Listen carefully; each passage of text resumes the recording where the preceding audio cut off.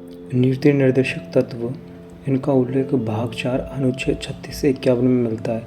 ये वाद्य योग्य नहीं है, न्याय योग्य नहीं होते, इन्हें संवैधानिक शक्ति प्राप्त नहीं है। नीति निर्देशक तत्व आयरलैंड से लिए गए हैं। इनमें लोक कल्याणकारी राज्य की अवधारणाएं निहित है।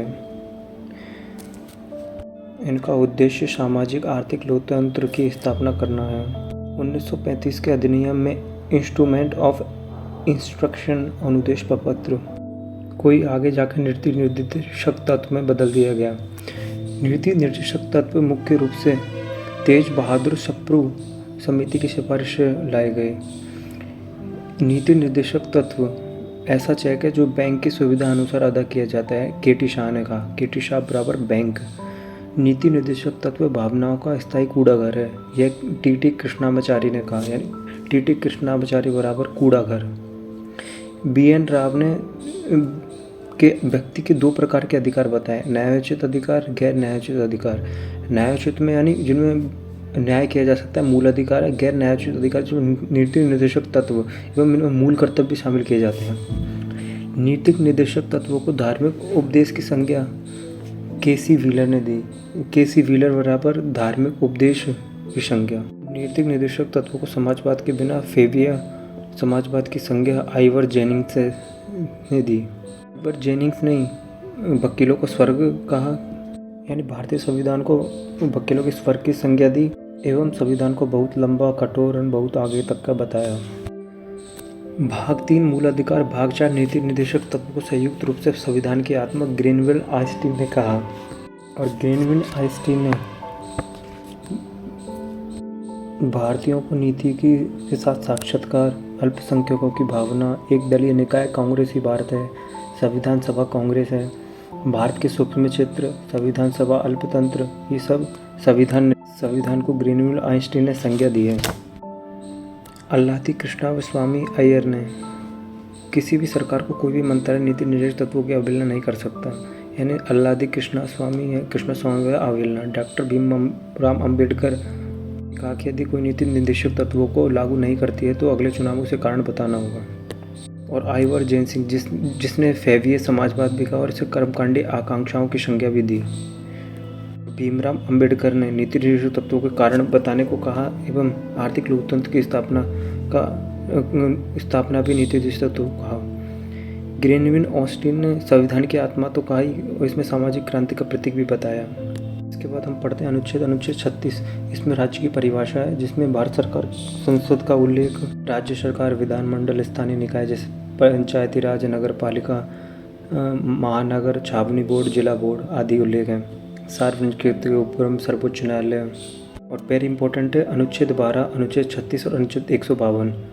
इन सब में भी राज्य की परिभाषा दी गई। जैसे अनुच्छेद 12 के भाग 3 में मूल अधिकार जो हमने 12वें में पढ़ा था, और अनुच्छेद 36 जो भी प्रेजेंट में पढ़ रहे इसमें नीति निर्देशक तत्वों में बताया गया। और अनुच्छेद 152 जो भाग 6 राज्य सरकार के में आता है उसमें भी राज्य की परिभाषा बताई है। अनुच्छेद 37 अंतर्विष्ट तत्वों को लागू करना, यानी न्यायोचित नहीं है, न्याययोग नहीं है, वैधानिक शक्ति नहीं है तो न्यायालय द्वारा प्रवृत्ति नहीं है नीति निर्देशक तत्व। ये बाध्ययोग भी नहीं है, इन्हें न्यायालय में चुनौती भी नहीं दी जा सकती।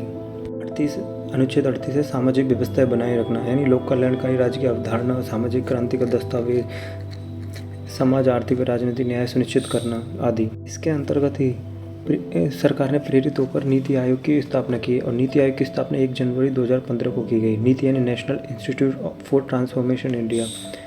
और इससे पहले योजना आयोग की स्थापना हुई जो कि 15 मार्च 1950 को हुई थी। इसके बाद इसका भाग 2 है, यानी 38B। इसमें आय की असमानताओं के बारे में बताया गया, जिसमें अगर मूल फैक्ट ले तो आय असमानता। इसमें 44वें संविधान संशोधन 1978 द्वारा जोड़ा गया है। 44वें संविधान संशोधन में संपत्ति का अधिकार को भी अनुच्छेद F यानी 44वें संशोधन अनुच्छेद F को मूल अधिकार में सम्मिलित है उसे खत्म किया गया एवं अनुच्छेद 31 में जोड़ा गया। ये प्रधानमंत्री मोरारजी देसाई द्वारा जोड़ा गया था और जिसमें राष्ट्रपति नीलम संजीव रेड्डी थे। इसमें अनुच्छेद जिसे भाग 12 व अनुच्छेद 300 के में भी रखा गया है।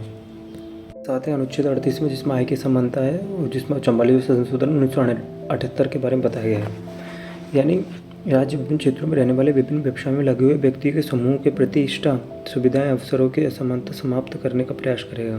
अनुच्छेद 39 राज्य द्वारा अनुसरणीय कुछ नीति तत्व है जिन्हें राज्य 39 में अनुसरण करेगा, जिसमें हम ट्रिक बना के याद करेंगे। 39 ए अवसर, 39 बी संसाधन, 39 सी धन, 39 डी समान वेतन, 39 ई स्त्री बच्चे, 39 एफ बच्चों का विकास और वापस 39 ए जिसे 42वें संशोधन 1976 से जोड़ा गया। इसमें समाज न्याय और निःशुल्क विधिक से सहायता के बारे में बताया गया जो गरीबों के लिए की जाती है।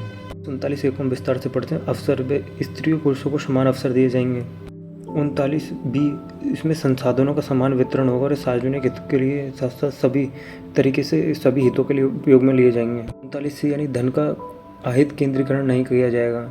39 डी यानी सबको समान वेतन उपलब्ध कराया जाएगा। 39 ई स्त्री और बच्चों के स्वास्थ्य और बच्चों को सुकुमार अवस्था का दुरुपयोग ना होने दें, यानी स्त्री और बच्चों को दुरुपयोग नहीं होना चाहिए। 39 एफ यानी बच्चों के विकास पर ध्यान दिया जाएगा, यानी बच्चों को गरिमा पे वातावरण उपलब्ध कराने तथा उनके सामाजिक आर्थिक विकास हो सके। इसे भी 39 ए के दौरान ही 42वें संशोधन 1976 में जोड़ा गया। और अनुच्छेद 40 में ग्राम पंचायतों का गठन के बारे में बताया गया, जैसे पंचायती राज का गठन, उनकी शक्ति, अधिकार और स्वायत्त निकाय के रूप में कार्य करना। कि पंचायती समिति राज 2 अक्टूबर 1959 को राजस्थान के नागौर बगदरी गांव में हुआ था और इसका पुनः जयंती समारोह 50 वर्ष पूर्ण होने के बाद 2 अक्टूबर 2009 को सोनिया गांधी के समय जयपुर में जब नागौर में बनाया गया, लेकिन पंचायती राज जयपुर में खोला गया। और 1959 को राजस्थान में नागौर जिले में बगदरी पंचायत राज की स्थापना हुई, जब दूसरी पंचवर्षीय योजना के दौरान की गई। उस समय राजस्थान में मुख्यमंत्री मोहनलाल सुखाड़िया थे एवं प्रधानमंत्री जवाहरलाल नेहरू, जो कि बलवंत राय समिति के सिफारिश पर किया गया।